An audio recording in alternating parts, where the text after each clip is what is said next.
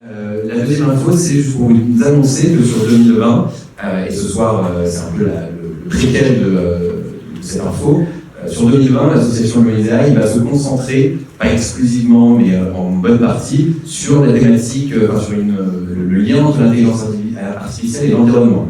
Donc, entrez, mademoiselle. Faites comme chez vous. Tout à fait, c'est vite. Donc on va se concentrer sur le lien entre intelligence artificielle et environnement, déjà parce que c'est une thématique importante et que c'est un petit peu brûlant en ce moment, brûlant du coup n'est pas forcément le bon, mais bon, j'en paye quand même. Et puis parce que finalement il y a plein de choses intéressantes qui se font, autant des choses problématiques, comment on gère la consommation énergétique de l'IA, ce genre de choses, et puis quel biais lié à l'environnement l'intelligence artificielle reproduit, les biais humains liés à l'environnement. Et puis, d'un autre côté, qu'est-ce que l'intelligence artificielle peut permettre de résoudre comme problèmes environnementaux et est-ce que c'est un outil pour la transition environnementale. Donc ce soir, c'est un petit préparatif à cette thématique de l'année 2020 pour laquelle il y aura plein d'événements, des formations, des choses qui se feront. C'est comme chez vous. Et vous l'avez vu, il n'y a même pas 10 jours, il y a aussi IBM avec qui on a organisé en partenariat un autre événement sur la question de la transition énergétique. Donc on a des postures un peu différentes sur les deux événements, les deux on a essayé de les penser un peu de façon complémentaire, donc on était sur des approches. Et puis il y aura sûrement d'autres meet-ups qui porteront sur cette thématique globale de l'environnement, que ce soit lié à l'énergie, aux océans, plein de choses qui peuvent être assez passionnantes. Donc, sur ces mots, je vais laisser Stéphanie présenter le lieu et le traiteur fermer la porte. Mais quand ça sonne, c'est qu'au fond, on a ouvert la porte, vous inquiétez pas, ça ne durera pas longtemps, c'est juste le temps d'installer. Et puis, c'est une bonne soirée à tous, merci encore. Merci. Bienvenue effectivement à EDF Polestar. Donc, comme disait Fabien, on a ouvert maintenant il y a 3 semaines. Donc en fait, je vais juste vous raconter un petit peu l'histoire de cet espace. Vous avez peut-être, pour certains, connu le temps où ça s'appelait Smart Electric.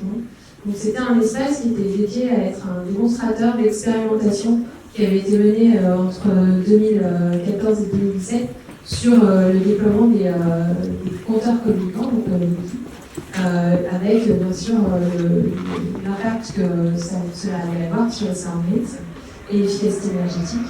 Donc c'est un programme qui a permis de mener près de 80 expérimentations auprès du marché des particuliers, des entreprises et des collectivités. Et le programme était financé par l'ADEME et s'est conclu en 2007. Donc la direction de commerce à laquelle on est rattaché ici a souhaité relancer une dynamique autour de cet espace. Donc juste pour resituer, parce que peut-être certains connaissent EDF, c'est qui marque effectivement très connu, mais au final on a, comme tous les grands groupes, une organisation qui est juste exécutée en quelques minutes. Donc il y a la production, le réseau de transport, donc là, qui est la filiale RTE, Enedis, la filiale de distribution, et puis commerce, qui est le commercialisateur. Donc on est à la fois le commercialisateur des offres de fourniture d'énergie, mais également de services de transition énergétique. Donc ce soir, on ne va pas prendre la parole, on va laisser les autres intervenir, parce que aussi on a des experts qui étaient identifiés et qui s'étaient manifestés, malheureusement pas disponibles ce soir. Donc on aura, je pense, l'année prochaine d'autres occasions de vous présenter les savoir-faire d'EDF en matière d'IA et de transition énergétique, mais plus spécifiquement, nous, en fait, au sein de commerce, nos enjeux d'IA portent plus particulièrement sur les aspects finalement de la relation client et du marketing. Donc on a Paul Grant, si tu peux, Paul, te lever, et Simon Declerc ici de commerce. Et l'idée pour nous, c'est en fait que cet espace soit un tiers-lieu dédié à la transition énergétique, mais aussi aux évolutions de mode de travail. Et donc on a conçu ça comme un tiers-lieu très ouvert vers l'externe. L'ambition, c'est d'accueillir jusqu'à 50% d'événements externes, donc c'était aussi naturel de se rapprocher de la communauté Lyon-Isalie. L'enjeu, c'est bien sûr de créer de la porosité entre nos communautés internes et l'externe, puisque nous avons, comme toute entreprise, des enjeux de transformation numérique. Donc de se rapprocher des communautés, c'était indispensable aussi pour faire évoluer notre compréhension de la manière dont on peut conduire ces projets de transformation. Voilà, donc bienvenue, et juste parce qu'on est chez EDF, les consignes de sécurité. Donc vous avez les issues de secours, je vous pèse de l'air, vous avez les issues de secours ici et ici.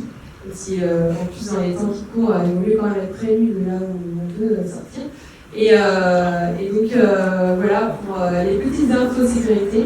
Et puis petite info logistique, donc les toilettes sont là-bas. Donc j'espère qu'on aura un temps d'échange où justement on pourra peut-être connaître un petit peu mieux qui est autour de la table, parce que c'est pas encore le cas, c'est le premier étape auquel on assiste nous à titre de DFS. Merci. Merci beaucoup, Cédric.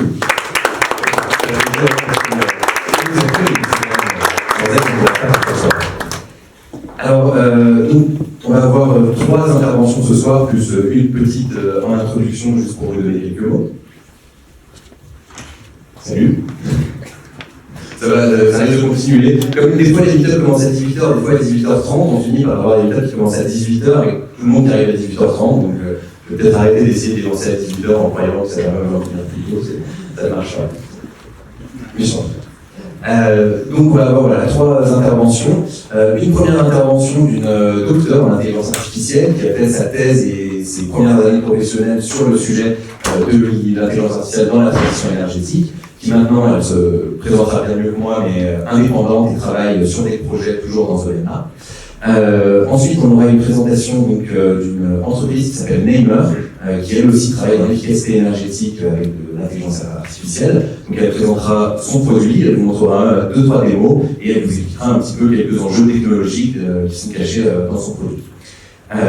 Et je crois que pour les geeks, après, si vous voulez autour du hôtel, ils pourront vous montrer un petit peu de la techno un peu plus lourde, s'il y en a dans la salle qui s'intéresse.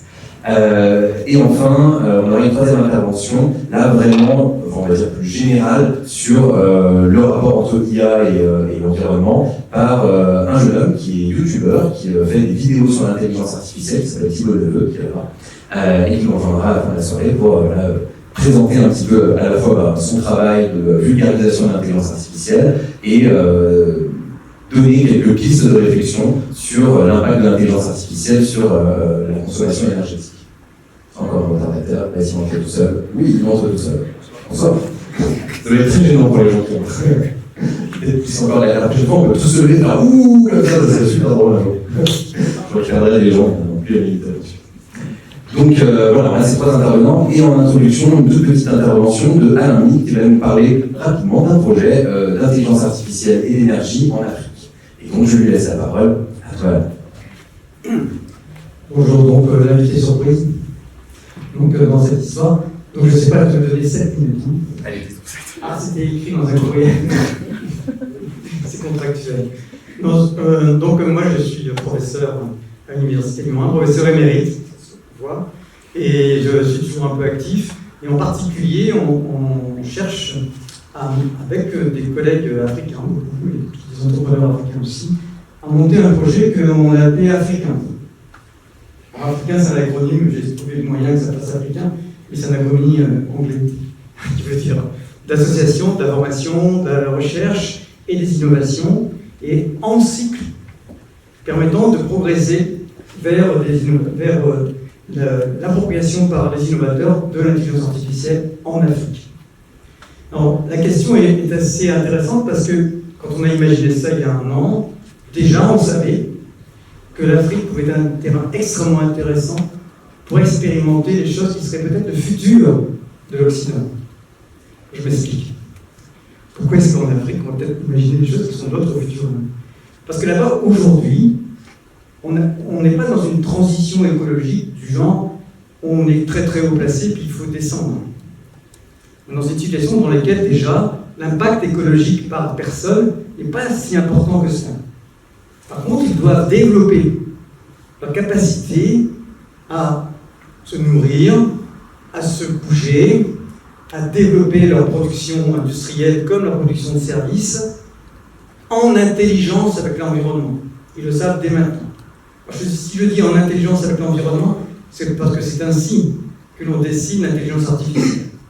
Comment l'intelligence artificielle permet d'aller vraiment vers des systèmes qui vont être en intelligence avec l'environnement, qui est aujourd'hui l'enjeu principal. C'est comment ne pas le perdre de vue, comment être dedans. Alors les techniques d'IA sont nombreuses. Vous allez en avoir sûrement une espèce de petit florilège tout à l'heure dans les expositions. Moi j'en connais pas mal parce que je fais de l'informatique depuis 1974. Voilà, et j'ai lu pas mal de trucs en IA. Et j'en faisais déjà d'IA en 1974, c'était pas exactement la même que maintenant. Mais ce que nous avons imaginé avec les collègues africains, c'est de faire un système de construction des capacités d'association, d'information, de la recherche et d'innovation de type bottom-up. C'est-à-dire à partir de cellules qui se forment à partir de personnes. Ce n'est pas, on n'attend pas, parce que ce n'est pas possible, d'un point de vue strictement donc, institutionnel, de partir du haut en attendant une manne financière qui descendrait de je ne sais où pour monter un truc qui serait vachement bien et adapté à tout. Par contre, il y a des gens, il y a des entrepreneurs, il y a des jeunes chercheurs et il y a des jeunes tout court étudiants qui sont extrêmement motivés pour ce genre de choses. Donc on a monté ce genre de choses. Alors j'ai présenté à une institution qui s'appelle le CAMES. Alors, le CAMES, c'est l'équivalent, pour ceux qui connaissent un petit peu la structure universitaire, du CNU, c'est le Comité national universitaire. C'est celui qui donne les labels aux universités et aux professeurs de l'enseignement supérieur en Afrique, en général. En Afrique francophone, pardon. Pas en général. En Afrique francophone. Donc c'est eux qui donnent les labels. Ils m'avaient invité parce que c'est leurs 50 ans, ils ont dit tiens, il faut qu'on fasse des trucs intéressants. Et comme je suis dans l'association universitaire sans frontières, on intervient régulièrement en Afrique, ils avaient dit vous n'avez pas un truc un peu innovant. J'ai dit ben oui, si, justement. Et ils m'ont invité. Mais c'est pas eux qui peuvent le soutenir ce truc. Je vais essayer de les voir. Hein. Mais c'est vraiment les personnes. Alors on a créé un collectif. Dans ce collectif, on est 26 actuellement. 23 Africains. Qui sont des jeunes donc, chercheurs, des jeunes entrepreneurs, des jeunes des Fab Labs aussi, d'Afrique. C'est essentiellement pour l'instant des gens du Sénégal et du Burkina Faso. Le Burkina Faso, c'est parce que c'est là où je vais depuis quelques années, que je connais un peu les gens. Le Sénégal, c'est parce que c'est un endroit où c'est bien développé. Il y a d'autres pays où l'intelligence artificielle s'est beaucoup développée ces dernières années. Et bizarrement, par exemple, au Rwanda, dans lequel sur un terrain qui était vraiment en situation terrible, les systèmes de l'IA se sont un peu développés, essentiellement pour les services de type collaboratif, pour faire court, de l'Uber africain. Pas vraiment toujours excellent, hein. Très honnêtement, je pense qu'au niveau éthique, il y a des trucs à regarder. Mais dans cette situation-là, ce que nous cherchons actuellement, alors, c'est des partenaires qui sont intéressés pour faire ça avec l'Afrique et le considérer comme étant un terrain d'expérimentation pour des choses qu'on peut faire chez nous. J'inverse.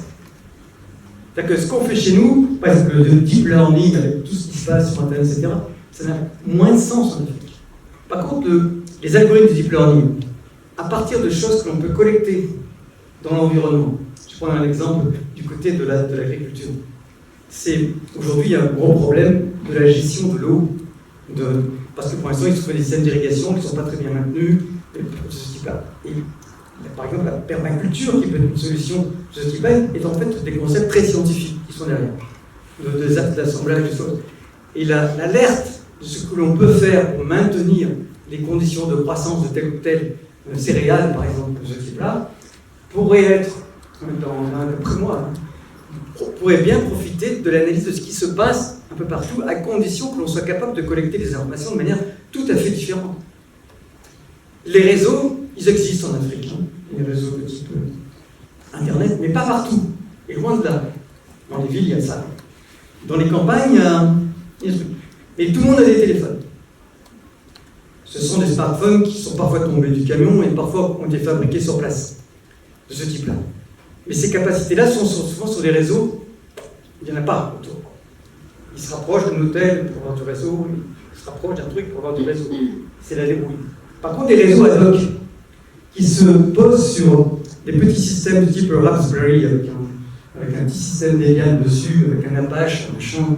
On va parler un peu techno pour ceux qui s'intéressent, pour le mettre de façon à collaborer de manière très locale. Ce type-là, et après, quand on rencontre un vrai réseau de ce type-là, on le verse dessus, et ainsi de suite, on peut y aller très loin. De la même façon que les low-tech, pour recueillir des informations hydrauliques, température, etc., pourraient tirer profit du fait qu'on se dit, ok, comment je fais pour faire un système qui soit un objet connecté dans lequel je ne mets pas de batterie?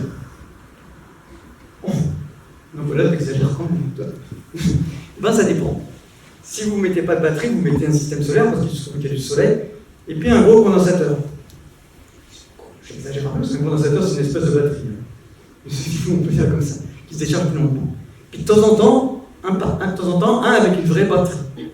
Ceux qui fonctionnent quand il y a du soleil, ils fournissent leurs informations quand ça change, pas n'importe quand, à celui qui a encore de la batterie. Celui qui a de la batterie le garde. Quelqu'un qui passe, il vient avec un smartphone, il s'approche d'un système internet, et ainsi de suite. Donc là, je viens de donner un sketch de ce que l'on peut faire, mais ça veut dire qu'il faut être orienté low technology. Et que c'est quelque chose que c'est notre futur à nous qui est intéressant de ce côté-là. Si vous disiez tous les gens qui travaillent sur la transition écologique, j'ai même vu qu'EDF en parlait. Elle a dit beaucoup de choses sur EDF, mais elle a oublié de dire qu'il y avait un laboratoire de recherche très important chez EDF. C'est un des plus gros laboratoires de recherche associés à une entreprise. Il n'y en a pas beaucoup en France, hein, des gros laboratoires de recherche dans le domaine de l'intelligence artificielle qui fonctionnent. Il y a un petit peu la RATP, il y en a chez Renault, ils sont un peu en difficulté, et puis il y a EDF, qui était même les leaders il y a 20 ans, quoi. C'est là où ça se pensait. Aujourd'hui, je ne sais pas trop où ils en sont, parce qu'ils sont associés aussi au marketing, quoi, ce qu'on va faire derrière. Ils ont des délais pour pouvoir mettre en place des programmes de recherche qui sont plus courts. Et là, maintenant, on a un délai court, mais qui n'est pas donné par le marketing, qui est donné par l'évolution de notre climat, de la biodiversité, ce genre de choses. Donc du coup, voilà. Vous pourrez... Je tente de répondre à une ou deux questions, c'est ça ? Ouais. Voilà. Est-ce que quelqu'un a une question ? Je ne vois pas des cercles côté Nord-Afrique. Oui, c'est vrai. C'est exact. C'est vrai que c'est Afrique. Alors, il y a un cas particulier en Afrique, c'est que le CAMES, normalement, devrait s'occuper aussi de la Tunisie, de l'Algérie, etc. Mais qu'il y a aujourd'hui une scission entre l'Afrique du Nord et l'Afrique, on pourrait dire, noire. Et ce n'est pas du fait de l'Afrique noire. Moi, je travaille beaucoup avec des collègues algériens, j'ai plusieurs thésards en Algérie. Il y a une espèce de différence de nature, et puis aussi la situation économique de l'Algérie, par exemple, pourrait être tout à fait bonne. J'y pourrais, parce qu'elle n'est pas extraordinaire, mais elle pourrait. Ce qui n'est pas le cas de Burkina Faso, qui est un des pays les plus pauvres du monde. Et qui, par contre, a probablement l'énergie dans sa jeunesse est extrêmement forte. Même si ce sont des problèmes de sécurité aujourd'hui. Voilà. Donc ça c'est vrai. Et c'est vrai que les pays africains ne travaillent pas toujours tous ensemble. Ça, c'est absolument vrai. Et aussi entre francophones et puis le reste. Et puis il y a aussi la Chine qui s'installe. C'est plus compliqué que je vous l'ai dit. Merci beaucoup. Alors l'adresse, pour la dette, c'est en fait vous tapez sur votre web, sur le terminal que vous préférez, vous tapez Prezi, Alain Mille, africain, vous devriez tomber dessus. Et voilà. Oui, je m'appelle Mille, Alain Mille. Et voilà. Merci. Merci.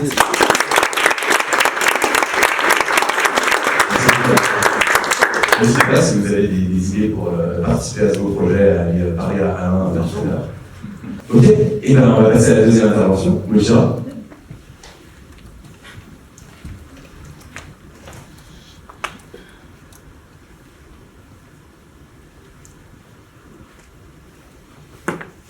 On me dit que je parle trop fort, donc je vais essayer avec le micro, et si vous trouvez que je parle fort, je peux parler sans micro aussi, donc on verra. Donc aujourd'hui, je vais vous parler de comment l'intelligence artificielle peut être au service de l'efficacité énergétique. Et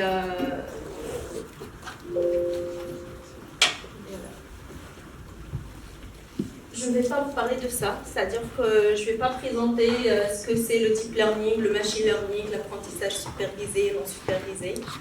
Et je ne vais pas parler de ce que c'est un réseau de neurones ni un neurone artificiel, et surtout pas de fonction de transfert et toutes les mathématiques qui sont derrière, promis. Je ne vais pas non plus vous parler de ça, donc je ne vais pas dire le mot Python ni TensorFlow une seule fois, et il n'y aura pas une seule ligne de code, donc désolé pour les développeurs qui seront dans la salle. Mais je vais plutôt vous parler de lui. Lui, il s'appelle Franck. C'est un responsable d'exploitation de bâtiments depuis 10 ans. Il est marié et il a 2 enfants, une fille et un garçon.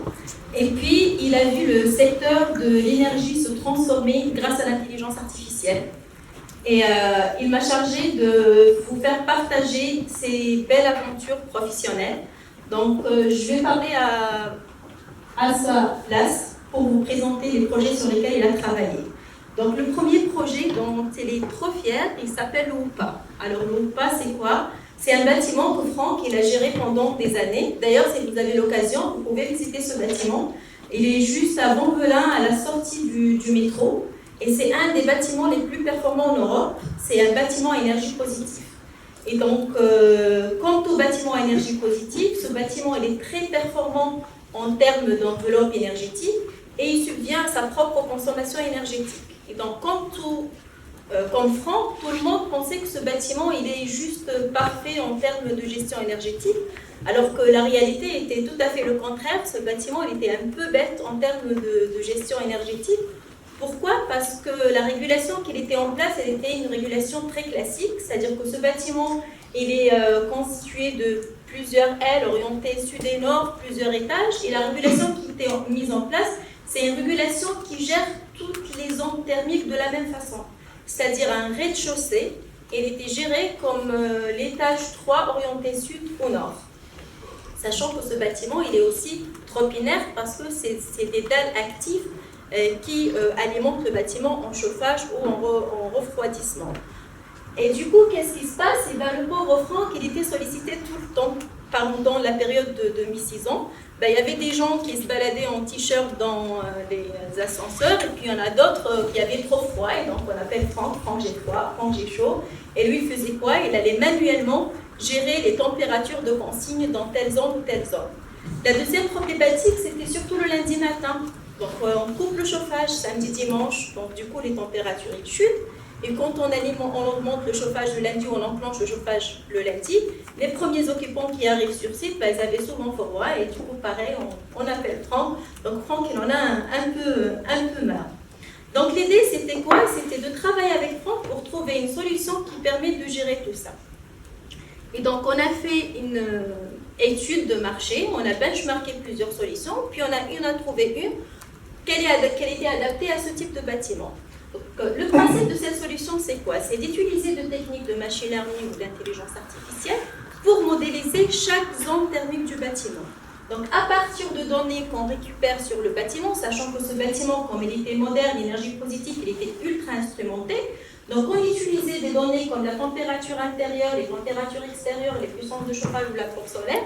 On entraînait des modèles et on développait des modèles qui étaient capables de prédire ou de simuler le comportement thermique de chaque zone de bâtiment. Une fois qu'on a ce modèle-là par zone, donc on va utiliser le modèle, couplé à des modèles de prévision des apports extérieurs, donc les apports solaires, couplé à des agendas d'occupation, donc on avait accès à l'agenda d'occupation de chaque zone dans le bâtiment, parce que c'était un bâtiment tertiaire avec des horaires de bureau.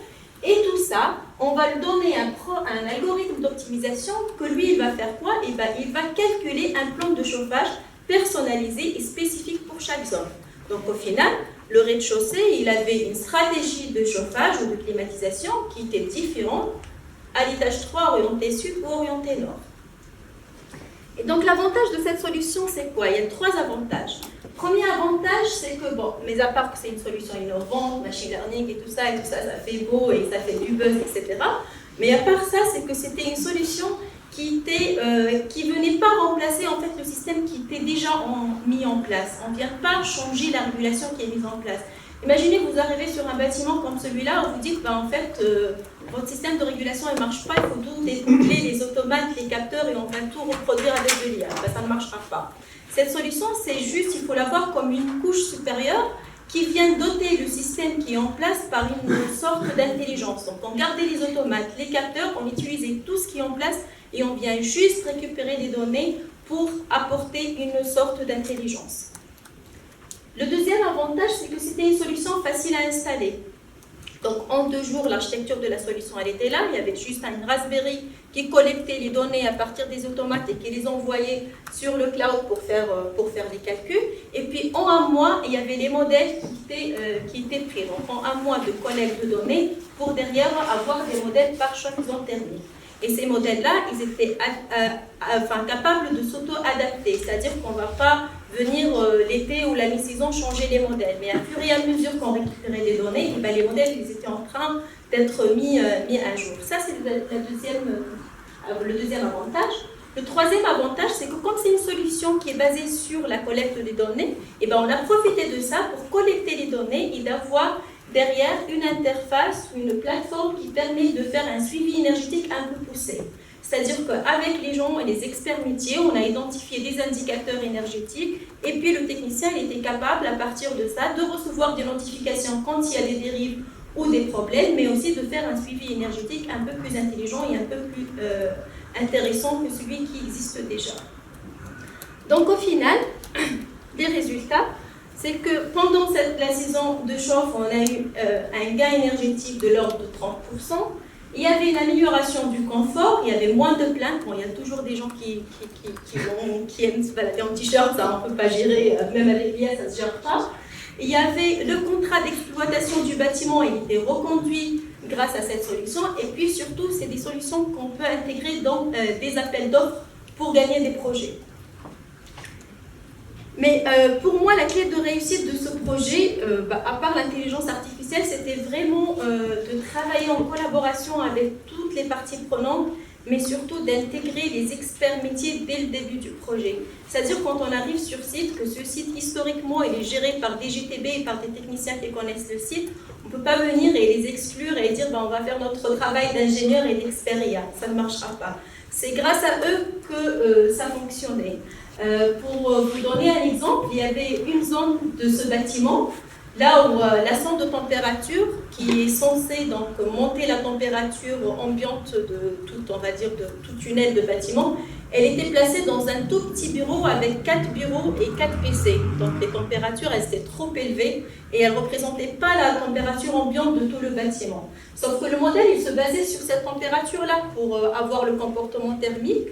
Et puis l'algorithme d'optimisation, il utilisait cette température-là. Donc l'algorithme, il dit, il fait bon, je ne vais pas injecter de l'énergie. Sauf qu'il fait pas bon, il fait froid et les gens, ils se plaignaient, il appelait le technicien, etc. Et c'est grâce au technicien, parce qu'il connaît le site, qu'il s'est dit, ah oui, mais en fait, la sonde, elle est mal placée. Et donc il est allé changer la sonde et derrière gérer le problème. Ça ne serait pas possible si on travaillait tout seul dans notre coin parce qu'on ne connaît pas assez le bâtiment, on ne connaît pas l'emplacement de toutes les sondes ni les caractéristiques du bâtiment. Donc c'est très important de travailler avec les gens qui sont sur site. Et pour donc finir, ce projet il était finaliste de trophée d'innovation d'Engie en 2017 et c'était donc une fierté de Franck, c'est pour ça qu'il souhaitait parler de ça. Donc moi ma fierté c'était plutôt mon projet de thèse. Donc c'était en 2011, j'ai travaillé sur un projet qui est comment optimiser les chaufferies collectives grâce à l'intelligence artificielle. Je vous avoue qu'en 2011, quand je disais le mot intelligence artificielle, ça faisait peur. D'ailleurs, certains m'ont conseillé d'utiliser le mot outil intelligent quand je suis sur site ou quand je suis dans une chaufferie dans le nord de la France. Je disais toujours outil intelligent pendant 1 ou 2 ans jusqu'à ce que j'ai pu vulgariser et sensibiliser les gens avec qui je travaille sur cette thématique-là. Donc l'idée c'était quoi? L'idée c'était, on a une chaufferie collective, en 2 mots le principe d'une chaufferie collective. Dans une chaufferie on trouve souvent 1 ou 2 chaudières bois et puis des chaudières gaz. Et l'idée c'est de se dire qu'en fait une chaudière bois elle a une plage de fonctionnement, donc elle a une puissance minimale au-dessous de laquelle elle ne peut pas fonctionner et une puissance maximale au-dessus de laquelle elle ne peut pas non plus fonctionner. Et donc quand la demande réseau elle est dans cette plage-là, on va enclencher la chaudière bois. Et si la demande réseau, donc la puissance appelée par le réseau de chaleur, elle dépasse la puissance maximale de la chaudière bois, on va enclencher du gaz. L'objectif était de minimiser l'utilisation du gaz. Parce que dans une chaufferie collective, il y a en fait de la chaufferie, il s'engage à consacrer 80, par exemple 10% de sa production en bois.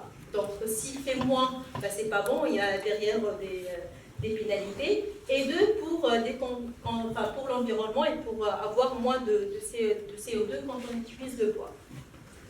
Donc l'idée c'est vraiment d'éviter d'enclencher une chaudière gaz le plus possible. Donc on s'est dit quoi? On va implémenter un système de stockage. Donc un système de stockage c'est pour quoi faire? Pour stocker pendant les creux de consommation et déstocker pendant les pics de consommation. En gros, ici, comme la puissance de réseau elle est inférieure à la puissance maximale de la chaudière bois, ben, je vais stocker cette énergie-là, que je vais déstocker ici, et je vais éviter d'enclencher une chaudière gaz. Est-ce que c'est clair? Oui. Donc voilà, donc avec un système de stockage, on peut stocker pendant les creux, déstocker pendant les pics. Mais ça, c'est sans prédiction, sans machine learning, sans rien. Bah, ça se fait et voilà, et ça peut être possible. Ce qui ne va pas, c'est que si on arrive à anticiper la demande réseau, on fera mieux. Et si c'est sans prédiction, qu'est-ce qui va se passer? Je vais stocker ici, d'accord? Je vais déstocker ici parce que la puissance réseau elle est inférieure à la puissance minimale de la chaudière bois. Et du coup, je vais déstocker ici. Et donc, au lieu de déstocker ici pour éviter d'utiliser la chaudière gaz, ben, je vais me trouver avec un stockage vide. Pourquoi? Parce que je n'ai pas anticipé le fait qu'ici, il y aura un grand creux de consommation et que j'aurais pu stocker ici, en fait. Donc, ça va être plus clair avec la courbe au-dessus. Donc, si j'arrive à prédire sur 24 heures la consommation réseau, je vais plutôt stocker l'énergie en ce moment-là. Et comme ça, je vais éviter d'utiliser le gaz. Et je vais la déstocker ici et éviter une deuxième fois d'utiliser le gaz. Donc, en fait, ce que je vais faire, c'est que je ne vais pas stocker ici parce que je vais dire, mais non, en fait, dans 10 heures, il y aura un creux de consommation, donc il vaut mieux que je stocke ici. Mais ça, ce n'est possible que si j'arrive à avoir un système qui me permet de prédire la consommation réseau sur 24 heures. Et ce système qui permet de prédire, eh ben, c'est les fameux machine learning. Et donc moi, pendant ma thèse, j'ai travaillé sur un système qui était basé sur les réseaux de neurones artificiels qui m'ont permis de faire cette prédiction-là sur 24 heures. Mais j'ai utilisé une autre astuce qui est un peu technique, c'est de dire en fait, au lieu que je prédise un signal sur 24 heures et que ce signal il a une grande variabilité, il est plus facile de prédire un signal qui est peu variable qu'un signal qui est très variable en fait. Et du coup, il y a des techniques qui permettent de décomposer un signal qui est d'une grande variabilité en sous-signaux de variabilité plus faible et puis de prédire chaque sous-signal à part. Et après, je recompose le tout pour avoir le signal. Et donc, l'idée, c'est la même, c'est avoir, comme pour le bâtiment, c'est d'avoir un système qui permet de prédire la consommation réseau sur 24 heures, donc un modèle qui nous permet de prédire ma consommation réseau, et puis derrière, d'avoir un algorithme d'optimisation qui va me permettre de dire, en fonction de ces prédictions, à quel moment je dois stocker et déstocker et quelle quantité d'énergie. Et de cette façon, donc, je vais permettre à mon système d'être mieux optimisé par rapport à une stratégie classique sans prédiction. Donc, les résultats ici, c'est que, en fait, je fais calculer le taux de couverture gaz en fonction du volume du système d'hydroaccumulation. Et on voit très bien la différence. Si par exemple, je mets dans la chaufferie un système d'hydroaccumulation de 200 m3, et ben, je vais passer d'un taux de couverture gaz. Sans stockage, je suis à presque 15% d'utilisation du gaz sur l'année. Et avec stockage, ma consommation de gaz, elle est divisée par 3 quand il est géré avec une stratégie prédictive, donc quand on utilise des algorithmes d'intelligence artificielle pour la prédiction. Et on voit l'impact pareil sur la consommation, sur l'émission de CO2, quand on minimise la consommation du gaz.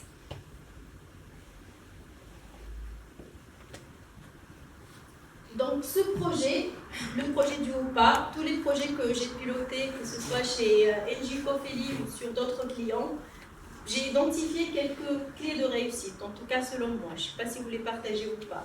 Peu importe le projet, d'abord pour le réussir, quand on parle d'intégration d'intelligence artificielle dans les métiers et surtout dans les métiers d'efficacité énergétique et d'énergie, c'est qu'il faut passer par la formation des équipes d'exploitation et les sensibiliser aux outils d'IA. Si les équipes ne sont pas sensibilisées, c'est pour moi impossible de réussir un projet. 2, c'est vraiment de monter une forte collaboration entre les clients et les prestataires, des collaborations entre les différents services et surtout des collaborations avec les experts métiers parce que les modèles d'IA, ils vont consommer les données, ils vont nous donner des modèles, mais ils sont incapables d'expliquer pourquoi ces résultats-là. En tout cas, aujourd'hui, ils sont toujours incapables d'expliquer les résultats. Et c'est grâce à ces expertises métiers qu'on peut derrière expliquer les résultats qu'on a obtenus et du coup les améliorer et avoir des propositions d'amélioration des performances énergétiques des sites.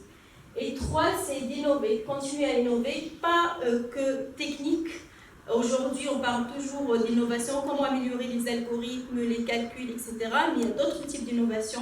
On peut innover aussi d'un plan de financement. Ces solutions, ça coûte cher. Des fois, ça coûte très très cher. Donc, il faut aussi innover pour trouver des dispositifs de financement qui vont bien avec ce type de projet. Et puis, on va aussi innover en termes de gestion de projet IA. Et au final, pour finir, le titre de ma présentation, c'était l'intelligence artificielle au service de l'efficacité énergétique. Mais pour moi, je la changerais bien en intelligence humaine et artificielle au service de l'efficacité énergétique, parce qu'il faut les deux pour réussir ce genre de projet. Merci pour votre attention.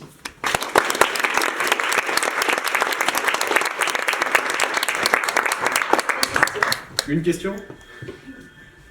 Faire attention. Moi, j'ai une question. Oui. Du coup, le bâtiment, est-ce qu'il stockait déjà les températures, etc., avant qu'ils ont décidé d'utiliser des algos d'intelligence artificielle? Ou parce que tu dis par exemple qu'en un mois, vous avez pu potentiellement déployer des algos d'intelligence artificielle et après itérer sur ça. Et finalement, si en amont, il y a vraiment zéro data, comment tu fais pour entraîner quoi que ce soit s'il n'y a vraiment rien? S'il n'y a vraiment rien, il faut collecter les datas. Par C'est exemple, ça, sur il y a ce toute la bâtiment, phase il y avait des données, mais les d'acquisition. données, elles n'étaient pas d'une très bonne qualité. Des fois, les GTB ne fonctionnaient pas, la tomate, elle était débranchée. Du coup, quand on a regardé l'historique, on voulait utiliser ces données-là, mais ce n'était pas des données complètes, ce n'était pas des données de bonne qualité. Ce qui a fait qu'on a reparti de zéro, on a fait comme s'il n'y avait pas de data, et puis on a récupéré les données sur un mois en étant sûr qu'on a toutes les données. Et puis, à la fin de ce mois, on a commencé à établir les modèles. Ok, super intéressant, merci. Une deuxième question. Alors j'ai peut-être mal J'ai peut-être mal Non, mais- expliqué aussi. Non, mais- non, mais du coup, tu parles du chauffage en fait, Oui. de comment chauffer et tout. Est-ce qu'il y a eu des trucs après sur la climatisation? Oui, alors j'ai oublié de le dire, mais c'est en fait ce genre de stratégie, c'est très générique parce que le principe c'est le même en fait. C'est de dire je prédis le comportement de mon système, que ce soit un réseau de chaleur ou un réseau de froid ou un bâtiment, et puis je vais établir des approches d'optimisation pour mieux le gérer. Et c'est par exemple à la suite de mes travaux de thèse, on a utilisé ces algos-là et on les a adaptés pour des réseaux de froid, justement. Donc oui, ça peut être utilisé pour des réseaux de froid. Bon, il en prend encore une. Oui. Moi j'ai une petite question, merci pour la présentation. Je voudrais revenir sur les 30% de gains énergétiques sur le bâtiment de ENGIE. Je suppose qu'avant il y avait une régulation de température classique avec un automate, capteur, Oui. etc. Est-ce que vous avez fait un calcul du gain énergétique par rapport au total, c'est-à-dire par rapport au coût de calcul, de cloud, etc. C'est-à-dire, est-ce que si on était resté sur une méthode classique, est-ce qu'on n'aurait pas dépensé finalement moins d'énergie qu'avec le machine learning qui permet d'avoir un petit gain à la fin, mais qui, ça se trouve, ne permet pas d'avoir au total de la consommation? Je comprends la Voilà. question, mais ça n'a pas été fait tout simplement parce que c'était, on va dire, le premier bâtiment sur lequel on a un REX sur l'intelligence artificielle. Tout le travail était concentré là-dessus. C'est de montrer qu'avec l'IA, on peut gérer des bâtiments et surtout qu'on peut faire des gains sur des bâtiments qu'on pensait qui sont déjà performants. C'est-à-dire, la même approche et la même solution, elle était testée sur des bâtiments classiques, pas énergie positive, mais des bâtiments Haussmannia, des écoles à Paris. C'est trop facile de montrer que ça peut avoir des gains, en fait, parce que déjà, le bâtiment, il est mal isolé, la régulation, elle était très classique, etc. Mais de montrer que sur un bâtiment qui est performant d'un point de vue construction, d'un point de vue enveloppe, d'un point de vue consommation d'énergétique, de montrer qu'on peut avoir des gains là-dessus, c'est là où il était le challenge, il était plutôt là-dessus. Mais je comprends très bien votre question et ça doit être fait. Oui, parce qu'après, il faut comparer. Après, les 30%, ça doit être relatif parce que c'est un bâtiment, déjà qu'à la base, il consomme très peu. Donc c'est 30% sur un bâtiment qui consomme peu. Mais le challenge, il était là. C'est de dire, le bâtiment, il est censé vraiment être performant, mais non, au final, on peut toujours gratter quelque chose, on peut toujours faire des économies, même si le bâtiment, à la base, il est énergie positive. Est-ce que vos modèles, notamment les modèles prédictifs, continuent d'apprendre? Oui, c'est ce que j'ai dit, c'est que ces modèles, ils continuent à apprendre en fait tout au long de... C'était en temps réel et il continuait à apprendre tout le temps, c'est-à-dire qu'il n'y avait pas des modalités, des modèles mi-saison, des modèles hiver. Non, c'était un apprentissage en continu. Y compris les changements d'usage d'un bâtiment, Tout à fait, travaux voilà. par exemple. Ouais. D'autres Merci questions? beaucoup. Dernière? Moi, j'ai juste une question de curiosité. Le stockage de l'énergie, vous faites comment? C'est un ballon d'hydroaccumulation, en fait, c'est un ballon d'eau chaude avec le phénomène de stratification. Donc on stockait de l'eau chaude et puis on déstockait. Du coup, ça baisse la température avec le temps. Oui, mais il faut travailler sur l'isolation du ballon. Donc c'est des systèmes d'isolation avec des matières d'isolation qui permettent de... C'était aussi inclus dans le modèle, parce que ça Oui, c'était c'était inclus dans le modèle, oui. Ma thèse, elle est en ligne, elle était confidentielle jusqu'à mai 2019. Mais maintenant, vous pouvez la consulter, mais il y avait des modèles de modélisation thermique du ballon en incluant ces phénomènes-là, de dispersion énergétique, etc. C'était de l'apprentissage supervisé? C'était de l'apprentissage supervisé, oui. Parce qu'on connaît déjà, c'était des modèles pour prédire la consommation énergétique du bâtiment. Donc en fonction des données, on va dire, de temps, donc en fonction de l'année, du mois, du jour du mois, de l'heure du jour, et en fonction de la puissance passée, on prédit la puissance future. Pour répondre à la question sur l'énergie, oui. L'algorithme, dans ce cas-là, l'énergie n'est pas extraordinaire, parce que c'est un réseau de neurones assez classique. Là, c'est un réseau de neurones assez classique. Le seul truc qu'on a fait, c'est qu'on a décomposé le signal en amont pour prédire des choses de variabilité moins importantes. Mais c'est un perceptron multicouche classique qui a été utilisé. Oui. Merci beaucoup.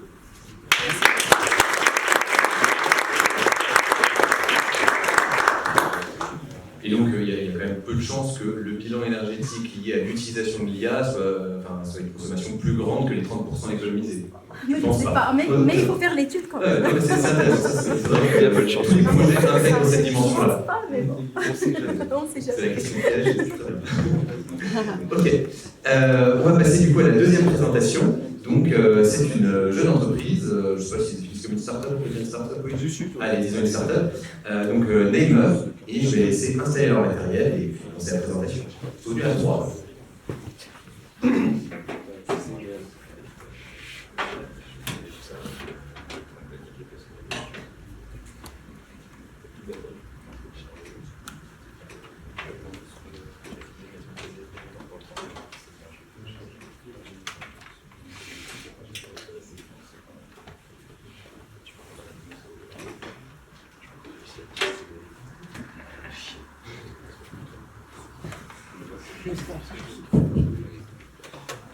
Bonjour à tous, merci pour l'invitation Claudien. Quelques petits mots sur la société avant. On est une boîte qui a 3 ans. Pour l'instant, on est à Paris. On est en train de s'installer à Lyon, notamment avec Pierre. On est une quarantaine de personnes. Et du coup, on va rentrer un peu dans le détail. C'est particulièrement important pour nous de parler des sujets de transformation écologique parce que c'est le point de départ de la société il y a 3 ans. Parce que l'objectif initial, c'était justement de trouver comment accélérer cette transformation-là, que ce soit côté déploiement linéaire ou côté efficacité énergétique. En chemin faisant, on a fait d'autres choses et on en parlera pendant la présentation d'aujourd'hui. Et pour raconter un petit peu l'histoire et rentrer un peu doucement dans le sujet, il y a 3 ans, le constat qu'on a fait, c'est qu'on est dans un monde où la donnée se partage de plus en plus, où de manière générale, de plus en plus de gens ont envie de rendre disponibles des données de manière massive, notamment avec la création du mouvement d'open data, mais pas que, de plus en plus même d'entreprises ou d'entreprises semi-publiques ont envie de partager les données. Et du coup, ça crée un immense vivier, qui est aussi un immense bazar, dans lequel c'est pas si simple de mettre de l'ordre. Et la première mission qu'on s'est fixée, c'est de venir collecter ces données, cruncher tout ce qu'on peut cruncher, le référencer afin de savoir qu'est-ce qui existe, où, comment, pourquoi et qu'est-ce qu'on peut en faire. Pour donner quelques chiffres qui sont affichés, il y a plusieurs centaines de plateformes de data en France, plusieurs milliers dans le monde, des milliers, voire des millions de jeux de données qui sont ouverts. Et la stat qui est intéressante, c'est 2 tiers d'entre eux sont géolocalisés par du GPS ou par une adresse. Donc on a une donnée qui va être très précise, mais assez souvent sur des aires géographiques toutes petites, aucune espèce d'organisation, ce qui est parfois d'ailleurs un peu inquiétant en tant que citoyen sur l'état de nos services publics quand on voit à quel point est-ce que Les collectivités ne savent pas encore faire de la donnée, mais ont tout très envie. Et donc le premier outil qu'on a construit, c'est ce qu'on appelle la data library, qui référence plusieurs centaines de milliers de données. Pour donner quelques exemples de ce qui existe dedans, pour des choses qui vont être intéressantes dans les cas d'usage qui sont liés à l'efficacité énergétique, d'autres un peu moins. On a des catastrophes solaires qui sont ouverts aujourd'hui, on a des profils de consommation de bâtiment, on a des profils assez précis sur la composition du bâtiment, sur la composition interne, les matériaux, etc. On a aussi des cartes AOP de fromage, pas forcément immédiatement utile dans l'efficacité énergétique. Bon, une fois qu'on a fait ce constat-là, et pour raconter un peu l'histoire de la haute, on pensait qu'on pouvait faire du business avec ça en ayant juste capable de pointer la bonne information au bon endroit, ce qui n'est pas si simple. Et en fait, pas du tout, parce que le secteur qu'on a en face de nous n'est pas, le marché qu'on a en face de nous n'est pas prêt à utiliser autant de sources de données aussi variées. On entend souvent que dans le big data, dans l'IA ou ces choses-là qui disent toute la même chose, il y a un paradigme des 3V qui est très marketing, volume, variété, vélocité. Alors volume, tout le monde voit bien, c'est aujourd'hui on a des sources de données super grosses avec des satellites qui passent tous les jours. Ok, ça on voit bien, il y a des solutions qui existent, ça coûte de l'argent, mais on sait faire. Vélocité, on sait faire, on met des grosses machines, alors pour le coup on les met au endroit où il fait froid, donc c'est pas sûr que ça consomme tant que ça, c'est facile à refroidir. Par contre, variété, personne ne sait faire. Enfin, aujourd'hui, les plus gros usagers de données, ils n'ont jamais de contraintes de variété. Ils ont leur serveur, leur base client, ils traquent sur leur site web les parcours de leurs utilisateurs. Allez, au mieux, on a 10 jeux de données, on sait comment les croiser, on sait comment ils marchent. Personne ne se pose la question de comment on fait quand on a 5000 jeux de données qui parlent des périodes de construction de bâtiments pour les réconcilier. Du coup, c'est ce qu'on a essayé de faire. On a fait ce qu'on fait. On a opéré cette bascule-là depuis l'immense bazar qu'on avait en face de nous vers des référentiels de données structurées, notamment sur les bâtiments, parce qu'on a beaucoup travaillé sur les bâtiments initialement, mais de choses, là j'ai mis quelques exemples pour en parler. Qu'est-ce que ça veut dire? Ça veut dire qu'on a dû construire des méthodes automatiques pour venir réconcilier tous ces jeux de données qui parlent de choses différentes, les réconcilier de manière efficace et automatique. On peut réconcilier 3000 jeux de données, si vous pouvez le faire à la main, ça prend plusieurs vies. Et on n'a pas plusieurs vies. Et donc du coup, on a construit des référentiels. Encore une fois qu'on a fait ce travail-là, on pensait qu'on pouvait faire du business avec ça. En fait, j'ai qualifié aujourd'hui tous les bâtiments de France, toutes les toitures de France. Je connais pour chaque pan de toit le potentiel solaire de France. Je voulais dire ça à un gros opérateur du solaire français. Et ouais, mais comment j'en sers? Je sais pas m'en servir. Ok, cool. Et maintenant, comment on travaille? Et du coup, on a construit encore une étape supplémentaire après avoir référencé ensemble de données qu'on peut mobiliser, après avoir construit des référentiels structurés et exhaustifs sur l'ensemble du territoire français. On a en fait construit des outils qui permettent d'interagir avec ces données. Alors, on a en gros aujourd'hui 2 outils dont on va vous parler.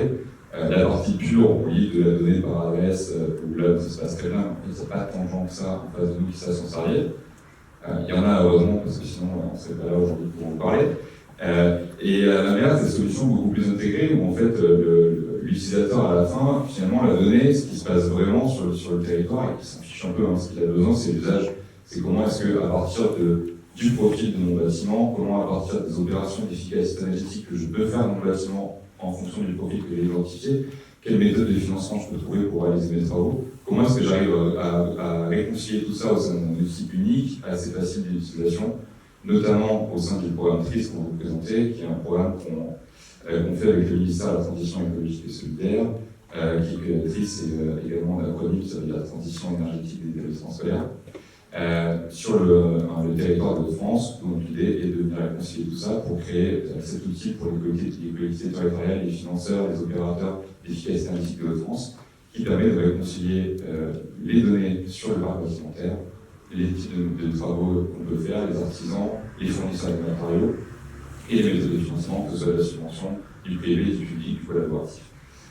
Je vais passer la parole maintenant à Nicolas et ensuite à Pierre. Nicolas qui va faire un petit encart tech, alors peut-être un peu à bruit, vous allez parler un petit peu de la zone d'Europe.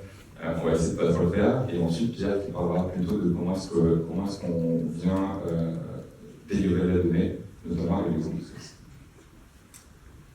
Merci Gaël.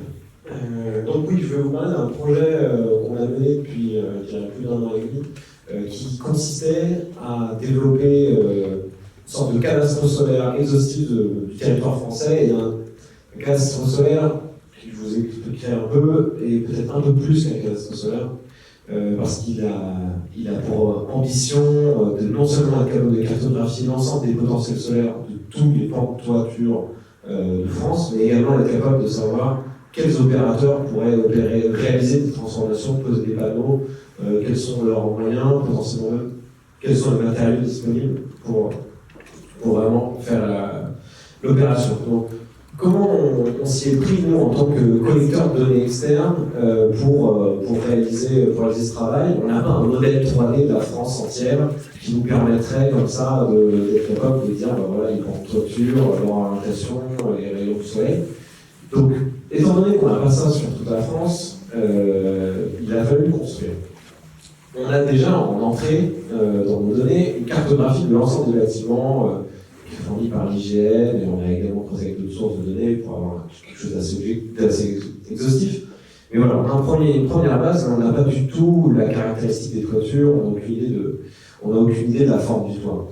Donc, en revanche, certaines sources sont disponibles dans différentes villes, et notamment la métropole du Grand Lyon, qui a réalisé un modèle 3D de l'entièreté du territoire de la métropole, sur lesquels on a un site IGML, donc c'est un format de données 3D, mais on a également ça sur Montpellier et d'autres métropoles françaises, pas Paris, sur lesquels du coup on est capable d'avoir un premier, ce qu'on appelle des labels. J'imagine qu'il y a pas mal de gens ici qui sont familiers du concept. Voilà, on a tout un ensemble un échantillon qui permet de labelliser donc les images potentiellement, qui permettra de dire voilà, ceci est un pan de toit, et ceci est un toit, et voilà comment le toit est composé. Et ensuite, à partir des images dont on dispose, on va pouvoir faire un algorithme. Mais avant ça, ce qui serait déjà extraordinaire, avant ça, il faut quand même déjà traiter. Donc c'est ce qui explique dans cette scène. Il faut déjà traiter les modèles 3D qui ne sont pas forcément dans le même format. Donc on a déjà dû faire un référentiel des modèles 3D du bâtiment en France, qui était adapté à notre besoin, qui était vraiment de décrire des pans de toiture. Donc ça, c'est le premier travail.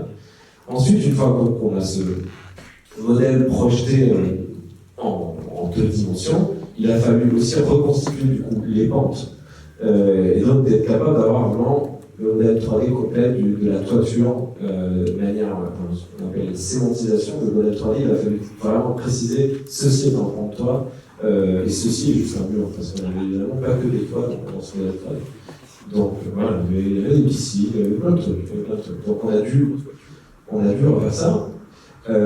Et ensuite, c'est là que le deep learning intervient. Donc après cette charge de travail de mise à niveau de toutes les données en entrée, on a développé donc cet algo. Bon là, c'est vraiment pas très impressionnant comme image, mais l'idée c'est qu'on a essayé donc d'aider l'algorithme à reconnaître sur des images de résolution 20 cm, images qu'on a sur toute la France, de reconnaître donc un pan de toiture, ce qui va, vous allez comprendre, être très très utile. Mais évidemment, le travail ne s'arrête jamais là. Il a fallu également, pour avoir une solution particulièrement précise de la compréhension du potentiel d'une toiture, d'identifier les encombrants. Parce que non seulement c'est de la surface qui ne va pas pouvoir être utilisée pour poser un panneau, mais potentiellement, étant donné que les installations doivent être assez régulières, ça peut encombrer potentiellement beaucoup de modules photovoltaïques. Donc, on a également dû faire. Alors cette fois-ci, il n'y a pas vraiment de données en open data, de partenaires qui nous permettaient de labelliser des images et reconnaître les cheminées, les Velux et autres encombrants qu'il y a sur les toitures. Du coup, il a fallu également, là pour le coup, on a une équipe de taggers, dont on est très fiers, qui a labellisé cette fois-ci les toitures en indiquant les positions des cheminées, ce qui nous a permis d'entraîner un nouvel algorithme qui est capable d'identifier les cheminées, les fenêtres de toit et autres types d'encombrants. Une fois qu'on a fait ce travail-là, on a donc en résultat des pans de toiture identifiés, des encombrants, et ensuite il ne reste plus, honnêtement c'était presque la partie la plus facile, faire la modélisation de l'installation idéale qui maximisera le nombre de panneaux sur la toiture. Donc là-dessus on a repris les normes du secteur, et on a repris aussi le modèle de notre partenaire qui est Total sur ce projet-là. qui était le module SunPower X21-345, qui a certaines caractéristiques sur lesquelles on a dû se plier. Voilà, et une fois qu'on a tout ça, le problème c'est que notre algorithme n'a extrait que des contours en 2 dimensions des pentes.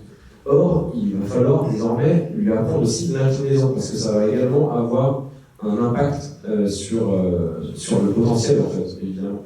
Parce que s'il est à 30 degrés, le rayonnement va être moins efficace. Donc, là-dessus, il a fallu également développer un nouvel algorithme, alors cette fois-ci beaucoup plus maison, pour être capable de comprendre quelle était la pente.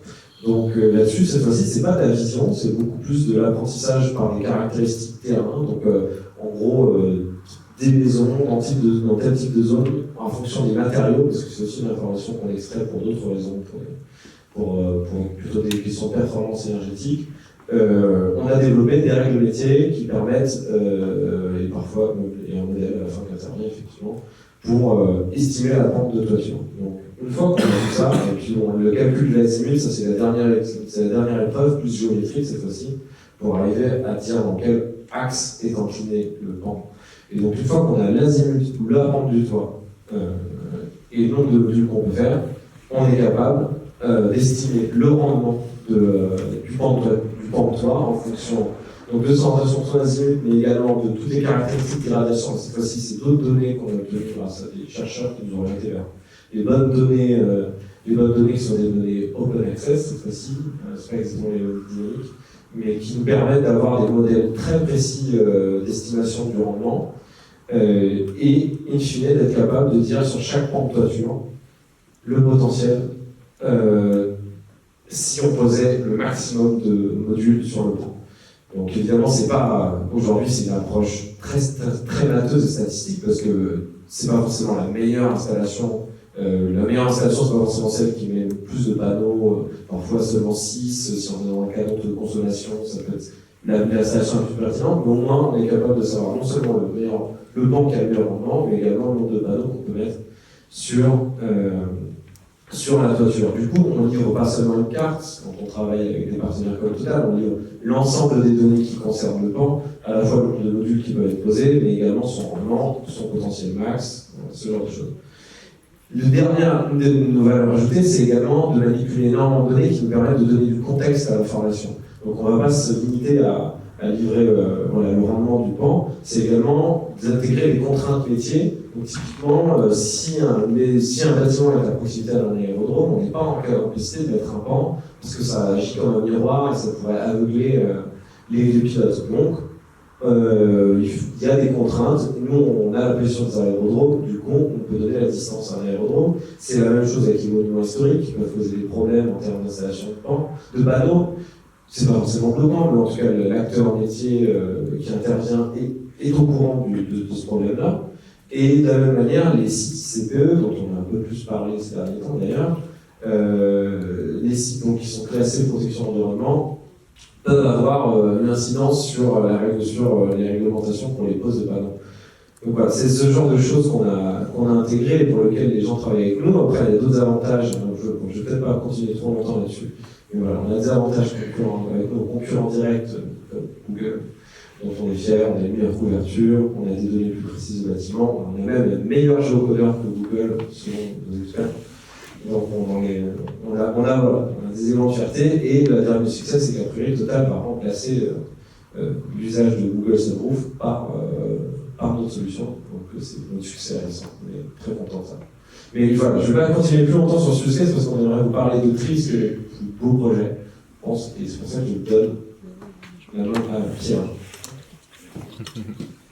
Alors, du coup, Pierre, enchanté. Je vis à Lyon, donc du coup c'est un plaisir de voir autant de gens réunis autour de ce genre de problématique. Suite à la belle présentation de Nico, je vais vous présenter en fait un prototype Adobe XD sur la plateforme via 3 parcours. Je vais vous en présenter peut-être un, peut-être pas les 3, parce que sinon ça va être très très long. On va commencer par le parcours établissement éducatif. On arrive sur une carte où on commence déjà à utiliser les données qui sont traitées par Neymar depuis un bon moment. Désolé pour le taux de contraste, la map sort pas très bien.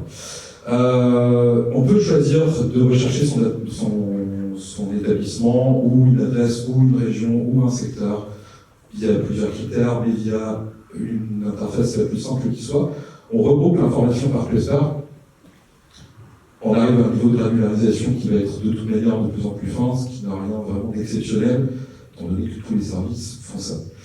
Ensuite, on arrive sur une fiche. Donc, on catégorise selon les types d'établissements, école, collège, lycée, ça va être une thématique qu'on va regarder tout le long de l'application. On va prendre un lycée agricole à Coulommiers, dans les Hauts-de-France. On est sur une application dont l'objectif est d'être au maximum, on va dire, bimodal. C'est-à-dire qu'on va utiliser avec Node, React et d'autres petits outils pour les plus tech d'entre vous. On va en permanence utiliser la map pour update les informations à droite et vice versa.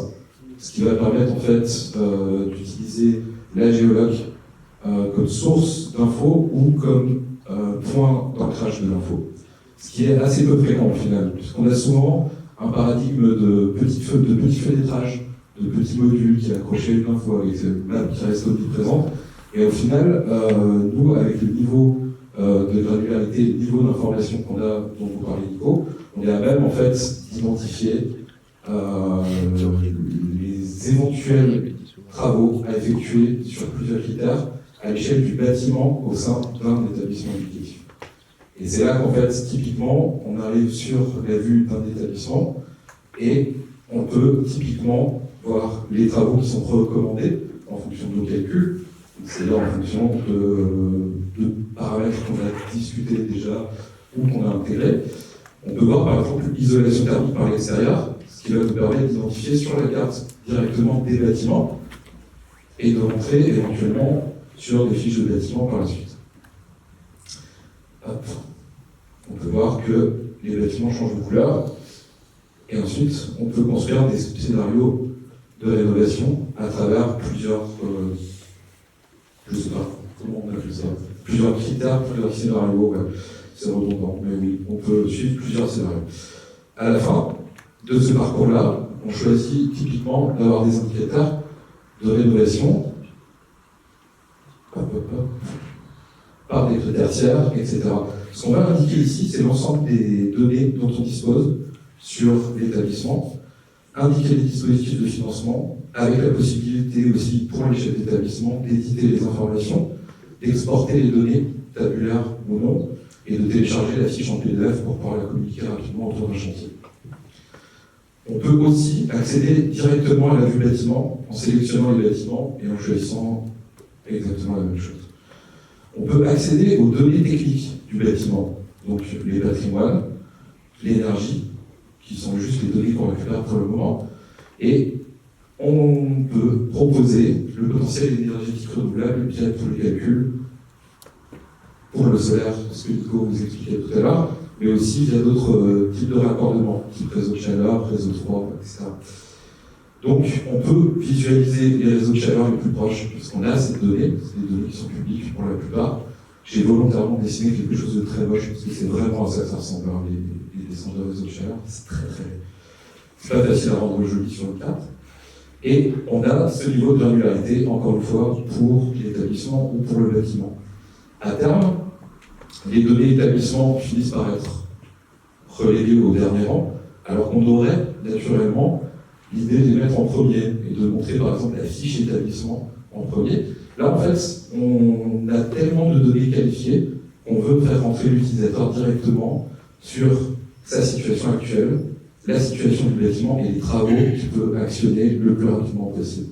À partir du moment où on peut livrer ce genre de données, on considère qu'on a eu bien fait en fait finalement de travailler 3 ans sur la qualification de données et qu'on a eu bien fait de cruncher tous ces campus parce qu'on arrive à mettre autour de la table des acteurs privés, des gens, des artisans, des financeurs, des collectivités territoriales, des académies, des directeurs de lycée, des recteurs, voire même éventuellement des associations de parents d'élèves ou éventuellement des assos de défense de l'environnement qui seraient concernés par ces dépenses d'argent public, puisque c'en est. Donc à partir de là, on a aussi d'autres vues, territoires ou autres, qui sont en train de les développer, Et en tant que développeur front, qui gère l'équipe front, je suis particulièrement content de travailler sur ce genre de projet où la donnée qui arrive en fait n'est pas juste des API toutes bêtes ou qui permettent de consommer ou de remplir des paniers, mais qui vont peut-être avoir la possibilité de permettre à des chefs d'établissement de savoir exactement où placer ces 15 000 euros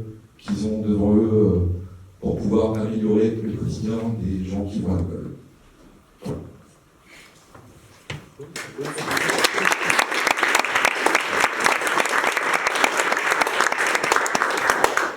Une ou deux questions? Est-ce que vous avez fait le calcul, par exemple, si on avait eu au 31 décembre 2017 toute la France, les plans maximaux en Sun Power, je ne sais plus combien, sur l'année 2018, la production des photovoltaïques toute la France, ça aurait représenté quelle part de la consommation enregistrée en 2018? Je pense qu'on aura cassé tout le système de grille énergétique de France. Déjà. Alors, oui, sans parler de distribution, bien sûr. On n'aurait plus d'ordinateur pour mesurer quoi que ce soit. L'entrée bâtimentale française, c'est 1/600 millième du territoire.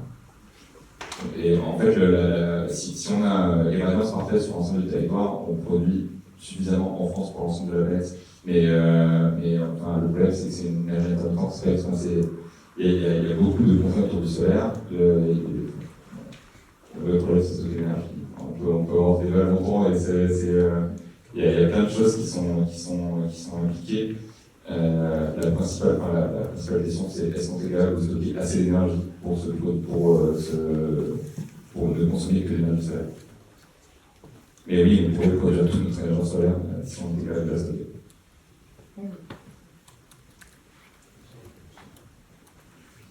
D'autres questions? Pour les toits et pour calculer, pour prédire le taux d'ensoleillement, etc., est-ce que vous allez jusqu'à regarder les potentiels obstacles d'autres bâtiments, des choses orientées sud, des arbres, des trucs tordus?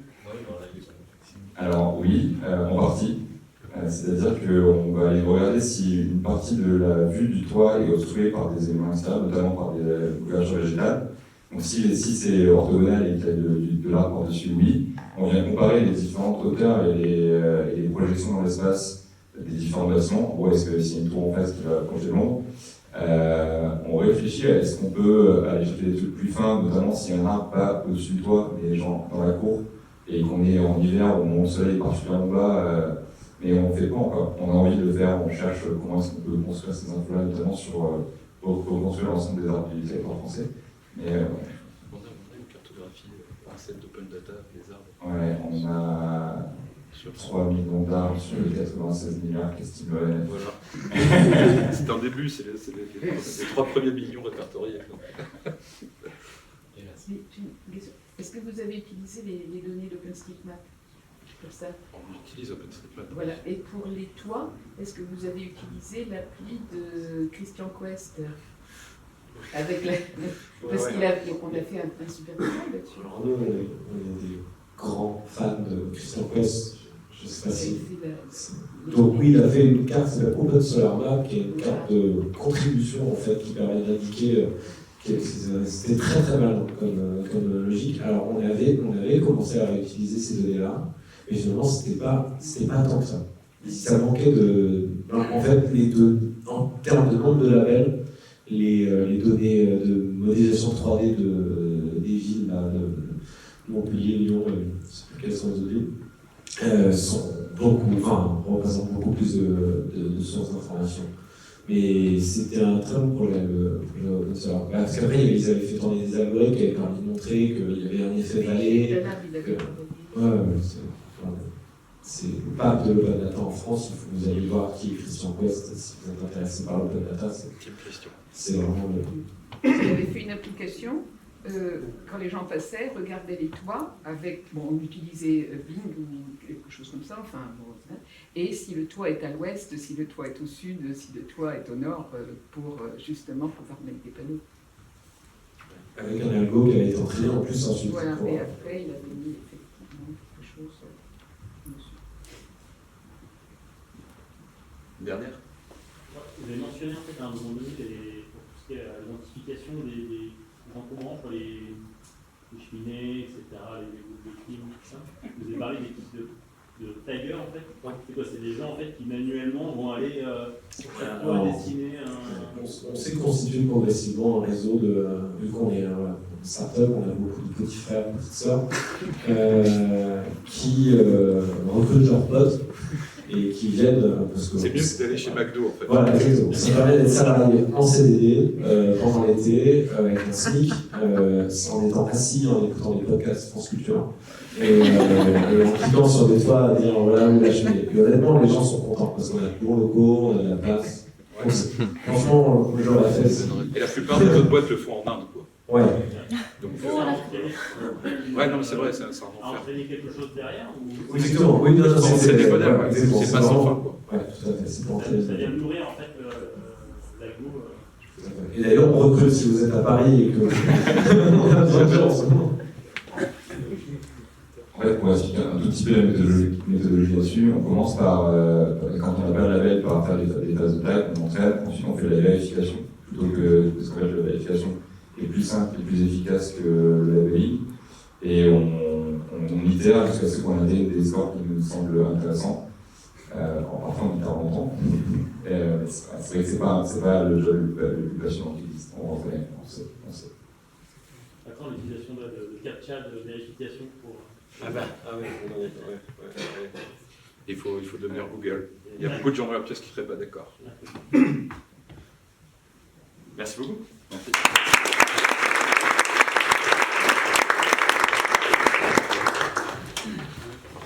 Pareil, si vous avez des questions, je pense qu'ils sont présents le reste de la soirée, donc n'hésitez pas, si vous n'avez pas pu poser toutes vos questions maintenant.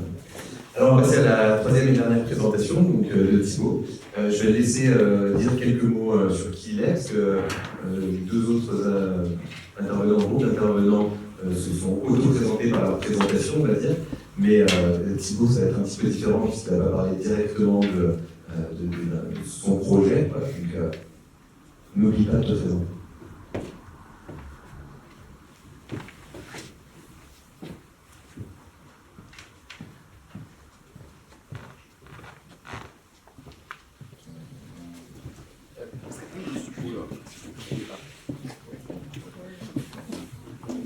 Bonsoir à tous. Alors, je m'appelle Thibaut Neveu. Déjà, félicitations pour les présentations précédentes. Ça vaut vraiment de bonnes applications de l'intelligence artificielle à des domaines vraiment concrets. J'ai passé mes 5 dernières années, on va dire, 5 dernières années d'études à faire de l'intelligence artificielle à la fois à l'école, à la fois enseigner dans mon école à Epitech, à la fois aussi à travailler dans des labos de recherche, dont Samsung Research. J'ai passé les 6 derniers mois en Californie là-bas à faire de l'IA, à appliquer un peu l'IA. Pas appliquer l'IA à de l'énergie, mais je me suis beaucoup intéressé. Et justement, j'ai commencé à m'intéresser à l'intelligence artificielle et comment ça pouvait être appliqué dans le domaine de l'énergie, juste après avoir commencé à lire un livre de Pablo Sebille. Je ne sais pas si certains dans la salle le connaissent. Il a fait un livre qui est vraiment très intéressant il présente la collapsologie et explique dans ce livre quels sont les mécanismes en gros qui feraient en sorte que notre société pourrait à un moment donné s'effondrer. Et donc quand j'ai lu ce livre, j'étais donc en Californie, dans l'état où je pense qu'on utilise le plus de l'énergie à outrance, et l'énergie c'est clairement, même si là-bas cet état-là essaye de faire des efforts, c'est clairement pas l'endroit où il y avait le meilleur mix énergétique possible. Et après avoir lu ce livre, du coup j'étais un peu vraiment en dépression entre guillemets, dans le sens où je me suis dit est-ce que tout ce qu'on fait, tout ce qu'on développe aujourd'hui en technologie, est-ce que ça a vraiment un sens? Est-ce que c'est vraiment capable en fait de pouvoir nous aider? Et du coup, j'ai découvert deux courants de pensée. J'ai découvert les cornucopiens d'un côté et les malthusiens de l'autre. Les cornucopiens, pour caricaturer un petit peu, c'est, on va dire, le courant de pensée qui prône à dire que la technologie pourra tout le temps finalement apporter des solutions, la technologie pourra apporter des solutions aux problèmes que l'on va avoir. Et de l'autre côté, on a les malthusiens qui pensent généralement que ce qui va se passer, c'est qu'avec l'augmentation exponentielle de la population, à un moment donné, on ne sera plus capable en gros de perdurer et d'avoir une société qui soit durable. Donc moi, toute ma vie, j'ai été assez optimiste et donc du coup, après avoir lu ce livre, j'étais quand même un petit peu chamboulé et du coup, j'ai voulu essayer vraiment de me poser la question comment est-ce que l'IA, aujourd'hui, le domaine que je maîtrise au mieux, pourrait essayer d'apporter des solutions à tous les problèmes que la société doit affronter. Donc du coup, la question, c'est est-ce que l'intelligence artificielle peut-elle nous aider? Donc on a eu deux bons exemples ce soir, et donc je vais continuer à donner des exemples sur comment est-ce qu'elle peut aider. Et je vais aussi présenter l'autre facette sur quels sont l'effet rebond un peu de son utilisation et comment est-ce que par son utilisation finalement on contribue finalement à augmenter l'empreinte carbone par son utilisation. Donc l'utilisation qui me semble vraiment la plus parlante, c'est dans le domaine de l'énergie et dans le domaine de la production d'électricité. Donc on a une demande qui vient des villes et une production derrière qui arrive, et on doit toujours faire en sorte de matcher pour faire en sorte que la production soit au niveau de la demande. Ce qu'il faut faire attention, c'est toujours faire en sorte de ne pas produire trop, notamment parce que juste ça peut déjà aussi provoquer des problèmes en gros sur le mix énergétique et sur la grille énergétique en elle-même, et si on ne produit pas assez, là c'est la catastrophe. Donc ce mix énergétique, généralement, dans la plupart des pays, si on prend l'échelle mondiale, il est généralement fait à la fois de charbon et à la fois d'énergie sur le gaz naturel. Et tout ça, il y a aujourd'hui un mix énergétique qui est en train d'essayer d'émerger, même s'il est encore très faible, un mix énergétique qui est fait avec les énergies solaires et l'éolien. Donc du coup, le but de ça, c'est ce qu'on appelle une smart grid. Cette smart grid, le but, c'est de l'optimiser au maximum. Le fait est que reposer entièrement sur le renouvelable, c'est tout simplement pas possible, simplement parce que ça dépend des aléas climatiques qui sont le vent et le soleil, du coup on doit gérer ça, et on n'a aujourd'hui pas encore les batteries suffisantes pour pouvoir stocker toute l'énergie renouvelable de manière constante. Et donc pour pouvoir faire en sorte d'optimiser au mieux ce système, il faut être capable de prédire deux choses. Premièrement, il faut être capable de prédire quel va être le vent qu'il va avoir une journée, donc du coup prévoir exactement quelle va être la production d'électricité des parcs éoliens, et également de prévoir également l'ensoleillement de tous les panneaux photovoltaïques.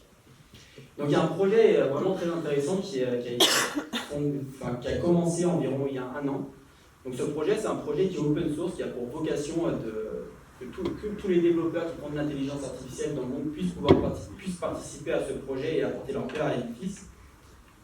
Il y avait une vidéo, mais je ne peux pas la lire. Donc l'idée de ce projet, c'est de faire en sorte de tirer parti de l'open data et notamment des données qu'il y a au Royaume-Uni. On a énormément de données sur comment est-ce que les panneaux solaires, quelle est la production exacte des panneaux solaires au Royaume-Uni. Et ce qu'ils veulent faire, c'est essayer de coupler en gros toutes ces données-là avec des données satellites. C'est des données qui ressemblent à peu près à cette image qu'on a ici. Et sur ces données satellites, ce qui est intéressant, c'est qu'on peut avoir en fait, du coup, le déplacement des nuages en temps réel, donc dans la journée. C'est-à-dire qu'avant, ce qu'on faisait généralement pour pouvoir essayer de prédire la production exacte des panneaux solaires dans la journée, c'est qu'on utilisait tout simplement les données météo pour voir un peu demain il y a un peu près d'ensoleillement, on devrait pouvoir produire à peu près telle quantité. Le problème, c'est que si on se repose simplement sur le jour d'avant, on va pouvoir faire que des prédictions qui sont vraiment grossière, et donc du coup on va devoir forcément produire davantage sur les énergies fossiles pour être sûr de pouvoir assurer la demande. Or, si on est capable de pouvoir prédire quelques heures à l'avance en regardant les données des satellites, qu'est-ce qui va se passer, on va pouvoir vraiment ajuster en temps réel en fait, la production d'énergie qui vient des énergies fossiles.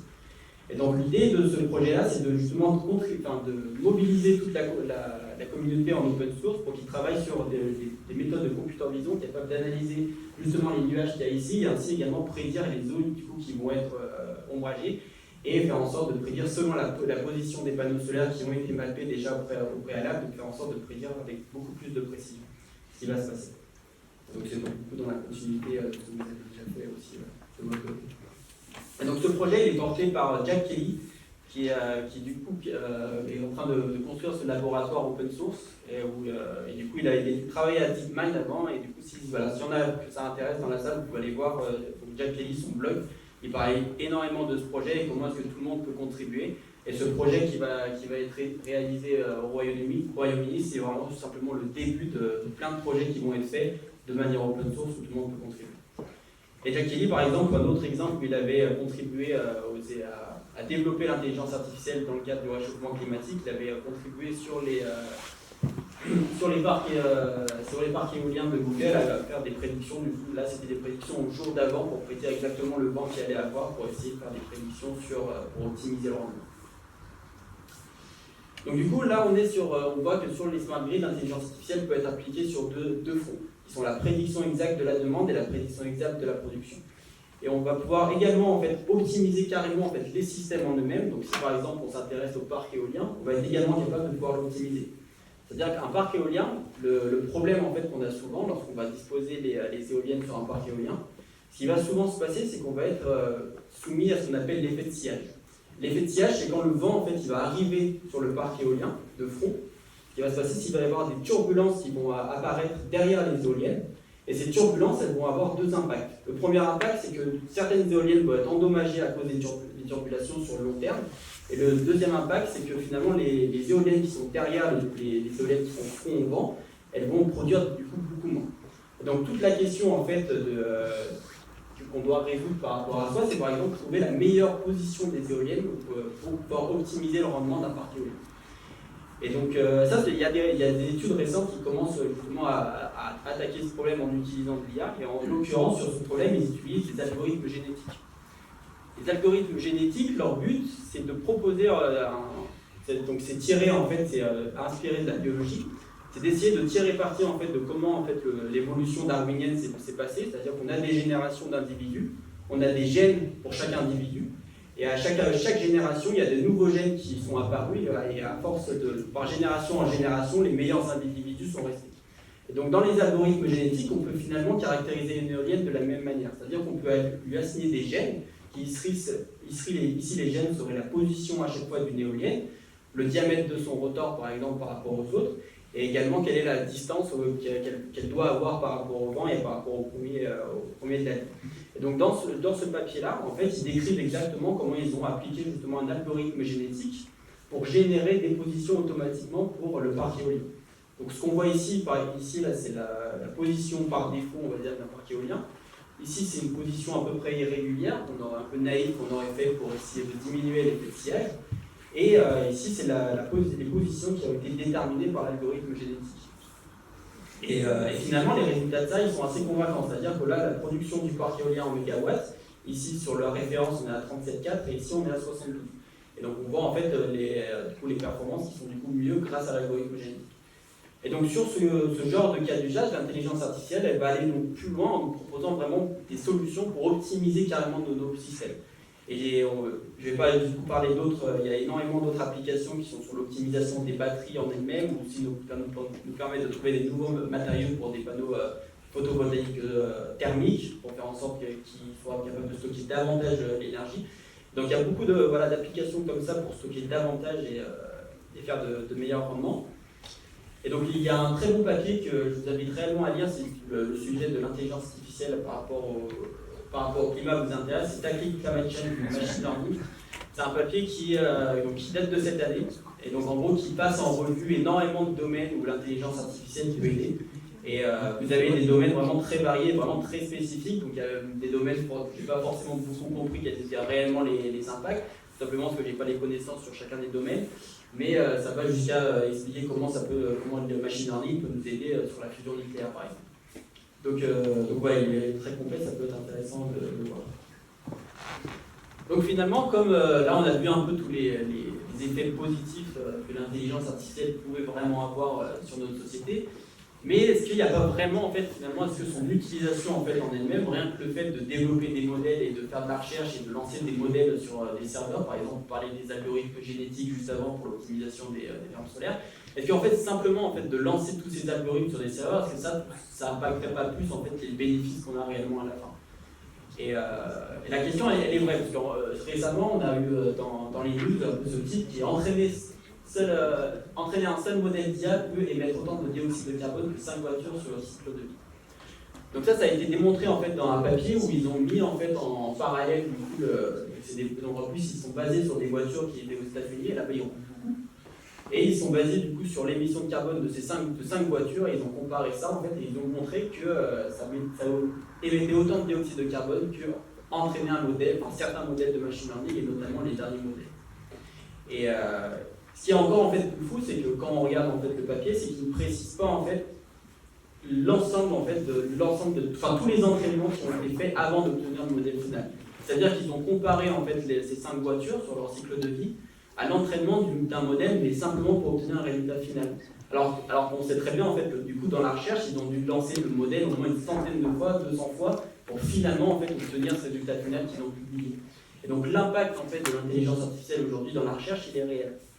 Et donc là, en fait, par exemple, ce modèle-là, sur lequel ils se sont basés, c'est Transformers. Clique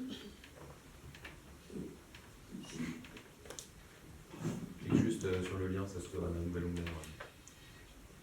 Donc ça, c'est ce qu'on appelle des transformers. Donc c'est des trucs plutôt sympas, où on peut faire ceci.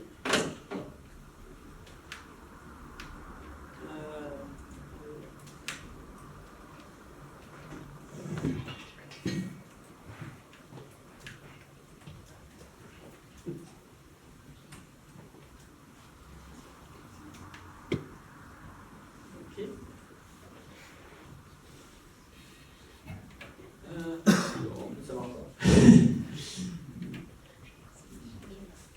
Donc là, ce qu'on voit en fait, c'est un modèle de traitement naturel du langage. Donc ici, il n'y a pas vraiment marché vraiment, mais c'est un modèle de traitement naturel du langage qui est basé sur les transformers. Et l'idée de ce modèle, c'est qu'en fait, il s'est basé sur des datasets avec des millions de datasets en gros avec du texte à l'intérieur, et il a appris en gros à reconnaître la sémantique dans ces textes-là. Et ça, ce genre de modèle, justement, qui est basé sur les transformers, ici, ce modèle, il s'appelle GPT-2. Mais si on regarde, en fait, ce site-là, on voit qu'il y en a d'autres. On voit qu'il y a Distill GPT-2, Argvis NLP, GPT-2, XNet, GPT. On voit qu'il y a plein de différentes versions de ce modèle-là. Et si on pousse un peu plus loin, ce qu'on voit, en fait, c'est que c'est énorme, en fait, pour être entraîné. Tous ces modèles-là, ils reposent, en fait, à la base sur un seul papier, qui est ce papier-là. Attention is all you need.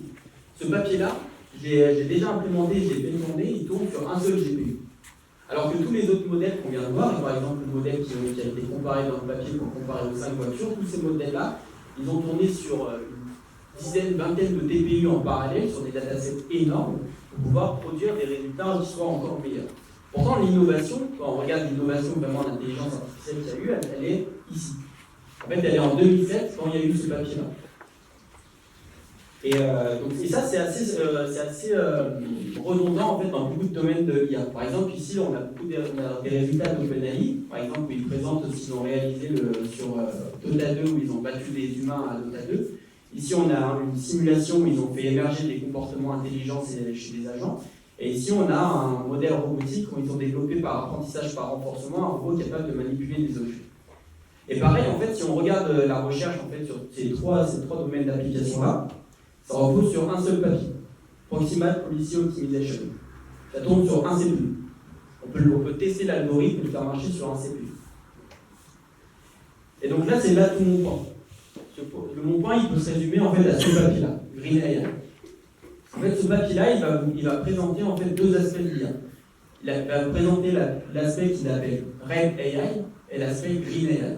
L'aspect Red AI, en fait, comme il le présente ici, c'est tout l'aspect en fait où aujourd'hui dans l'intelligence artificielle, dans la recherche, la plupart en fait des modèles qui sont développés dans la recherche, ils sont développés avec un but, c'est-à-dire de faire la précision la plus haute possible sur une métrique donnée. Et les métriques qu'on va en fait mettre pour entraîner ces modèles, tous les chercheurs, avec leur incentive, en gros, tous les chercheurs vont essayer de faire en sorte de publier un nouveau papier qui va essayer de faire un meilleur score encore sur cette métrique. Et c'est pour ça que même s'il y a eu un papier un jour qui c'était les Transformers, Attention is all you need, et que ce papier-là il résumait toute la méthode, vous avez eu une centaine de papiers de recherche qui sont apparus juste après, simplement pour aller battre une métrique et essayer d'être au top. Et du coup, ce papier-là, en fait, il a introduit une notion qui est assez intéressante, c'est est-ce qu'on ne peut pas définir une métrique qui soit un tout petit peu plus intelligente? Une métrique qui prenne en compte, certes, la précision sur une métrique donnée, mais qui prenne également d'autres facteurs en compte. Tels que, par exemple, quel est l'impact écologique du modèle sur un seul exemple, quelle est la taille de la dataset pour entraîner le modèle, et également quel est le nombre d'hyperparamètres et de paramètres à l'intérieur même du modèle, pour savoir, une fois qu'il sera utilisé, quel va être vraiment son impact. Et utiliser en fait une métrique comme ça n'a pas seulement un impact pour l'environnement en lui-même, mais ça a également un impact social. C'est-à-dire qu'aujourd'hui, tout simplement parce que la recherche essaye de développer des modèles de plus en plus gros pour être au top en fait, sur des leaderboards et faire les meilleurs modèles, ça fait que finalement, Si on s'appelle pas par exemple Google, ça va être très compliqué d'aller chercher, d'être au top des classements, tout simplement parce qu'on n'a pas l'infrastructure ni les données pour pouvoir entraîner ces modèles. Alors que si en fait on repense les métriques qu'on va utiliser pour la recherche, pour par exemple cette métrique, et ben, ça va aussi permettre à beaucoup de personnes de pouvoir proposer des modèles qui soient également en haut du classement, parce que tout simplement elles utiliseront moins de données et elles seront certes un peu moins efficaces au niveau du score, mais elles utiliseront moins de données et des modèles moins gros, et donc elles sont potentiellement plus efficaces.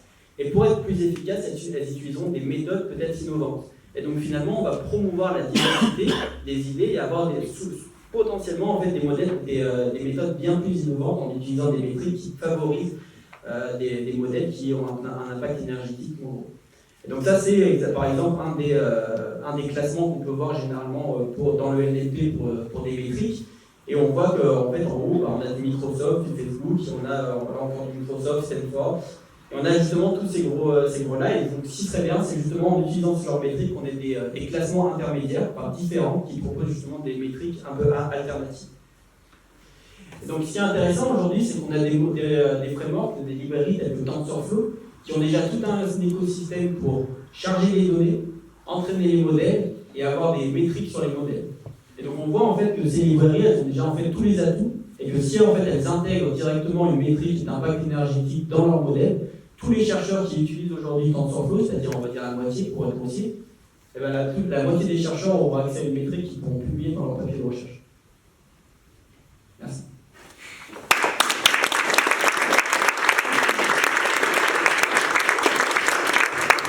Merci beaucoup. Une ou deux questions? Je me permets de tutoyer. Est-ce que tu t'es renseigné sur les travaux de Jean-Marc Jancovici sur l'énergie? Non. Parce que tu as parlé de bateau service. Oui. Et lui, il prône la low-tech, lui sur la low-tech. Notamment, et Jancovici fait notre concurrent sur l'énergie. Et ça, notamment sa consommation. C'est lui qui a écrit le livre, il y a un livre low-tech, je crois. Non, c'est pas ça.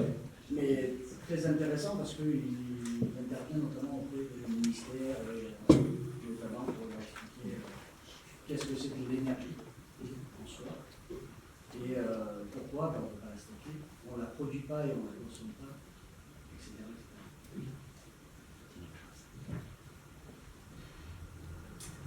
Juste, il y avait une conférence la semaine dernière au IBM et il y avait un tableau qui m'a beaucoup marqué, qui était la différence en termes de traduction énergétique de l'utilisation des langages.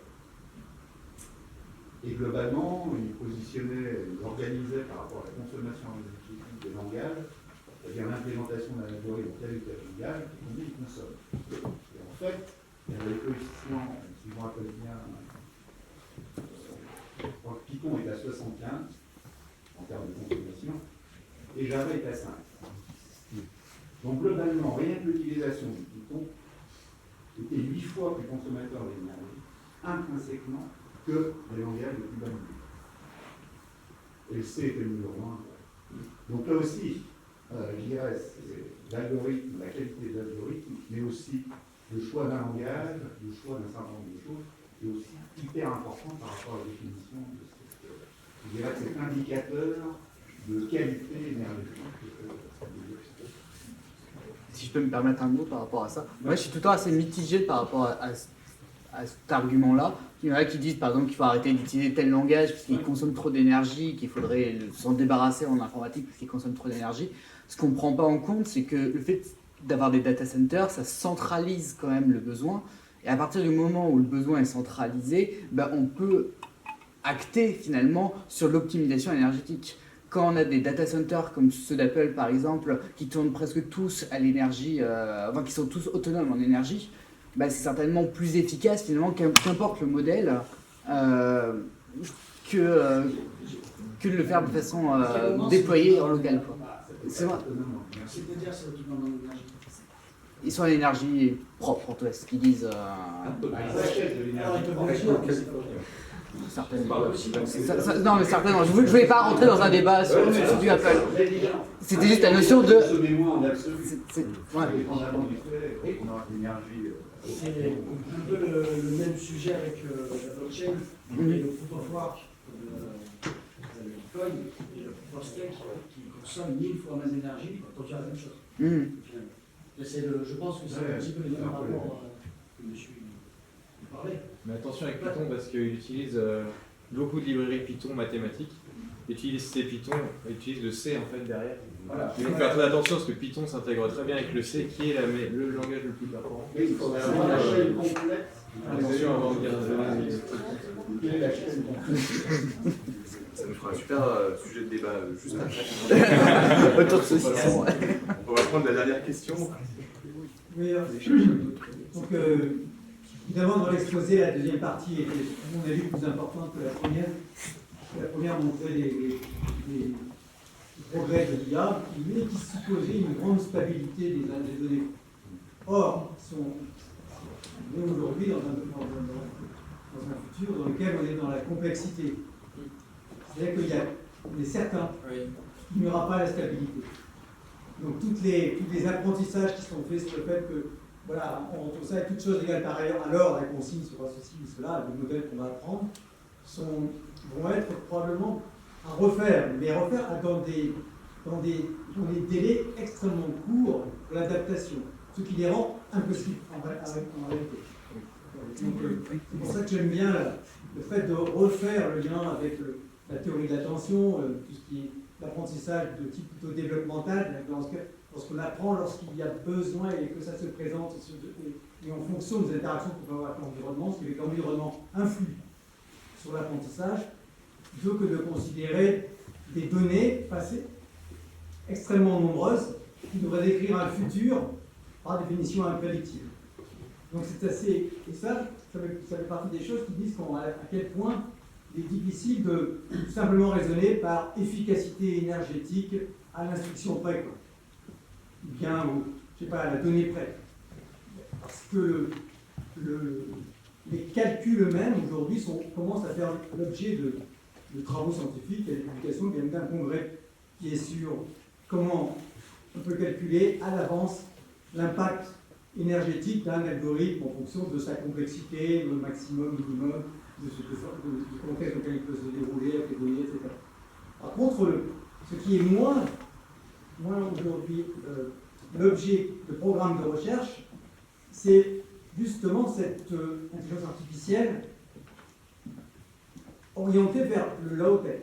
En disant, là, il va falloir être beaucoup plus malin que si on avait du high-tech.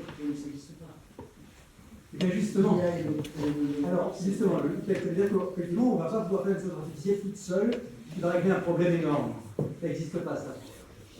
Ça n'existe pas. La question, c'est comment est-ce que l'on fait développer des intelligences artificielles en interaction avec le monde. Si on ne le fait pas, ça, l'intelligence artificielle sera une performance extraordinaire de calcul, une capacité de calcul que l'on pourrait faire, mais on ne pourra pas la considérer comme étant un champ intéressant à explorer pour vraiment faciliter la construction de notre avenir. Et je pense que c'est vraiment sur ces mots. Bien joué.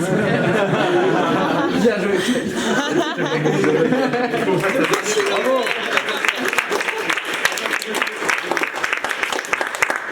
Juste avant de passer au cocktail et de pouvoir continuer ce débat, parce que je suppose qu'il est brûlant, je dis brûlant pour parler de ce débat, c'est sympa.